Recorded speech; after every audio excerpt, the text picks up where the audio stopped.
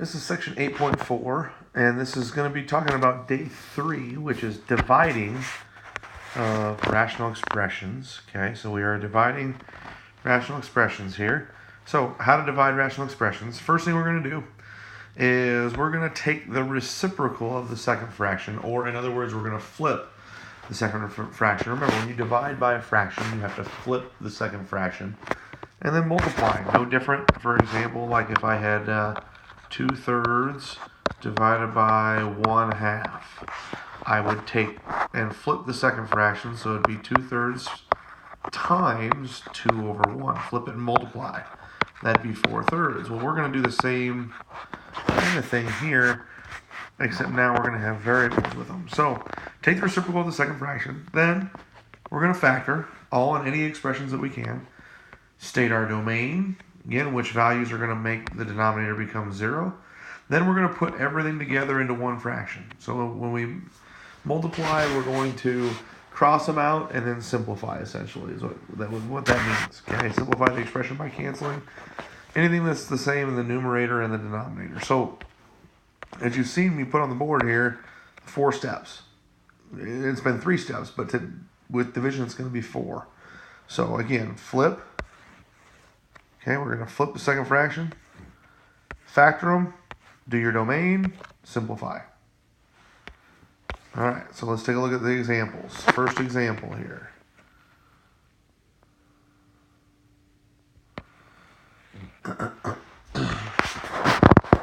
Okay, so first example here, let's take a look at this one here. We're going to change this a little bit. We are going to make this, and I made a mistake on this, I'm going to cross this out and make this an x minus 2. Okay, so first thing we got to do, we recognize that it is division. Okay, it's division. We're dividing by something. So what I have to do here is I have to flip my second fraction. My first fraction is going to stay the same. X minus 2 on top, x squared plus 2x plus 1 on the bottom, times x squared minus 1 on top, and then x squared plus 3x and minus 10 on the bottom. And now it becomes just like a multiplication problem that we've done over and over and over again.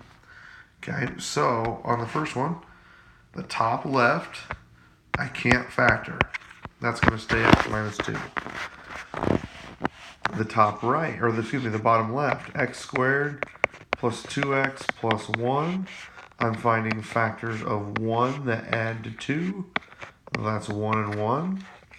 And I'm going to use a little shortcut here again. You would replace the 2x with the 1 and 1, but remember a is 1. So this is going to be x plus 1 and x plus 1. Okay, so that's going to be on the bottom, x plus 1 and x plus 1. Times. All right, this one's kind of tricky, x squared.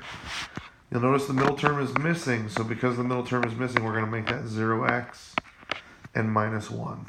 So on this one, I need factors of negative 1 that add to 0. Well, that's 1 and negative 1. And again, this a term is 1, so this is going to be x plus 1 and x minus 1. So that's going to go on the top right, x plus 1 and x minus 1. Now, again, if you're not comfortable with using the shortcut, you would go x squared plus 1x minus 1x and minus 1. Okay?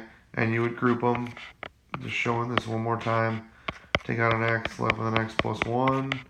Take out a negative 1, left with an x plus 1. And you'd end up with this. Okay? You don't need to do that every time if you know and understand the shortcut. Next one that we're going to look at here is x squared plus 3x minus 10. So x squared plus 3x and minus 10. Here I need factors of negative 10 that add to 3. In this case, we're going to get 5 and negative 2. And again, a is 1, so it's going to be x plus 5 and x minus 2. And that's what we're going to put down here. Okay. So now from here we're doing domain. Again, all this stuff's the same. The only difference with division to multiplication is the fact that you got to flip the fraction. That's it. So domain, my domain here, I'm going to say x plus 1 cannot be 0. I'm going to say x plus 5 cannot be 0. And I'm going to say x minus 2 cannot be 0. Those are all the parts on the bottom. So x cannot be negative 1. X cannot be negative 5. And x cannot be positive 2. Again, those are my numbers that will make the denominator 0. So that's my domain. Now I'm going to cancel out anything I can find on the top and the bottom that's the same. So one of these x plus 1s cancels with that x plus 1. X minus 2 with that x minus 2. And you'll notice that there's nothing else on the top and bottom that is the same. So my final answer, on the top I have an x minus 1. And on the bottom I have an x plus 1 and an x plus 5. This guy right here is my final solution. And my domain, x cannot be negative 1, x cannot be negative 5, and x cannot be positive 2. Okay, so this is an example of division here. Again, you can always rewind, go back, but again, it's not that much different than multiplication. You should be able to complete your class kick examples with this example.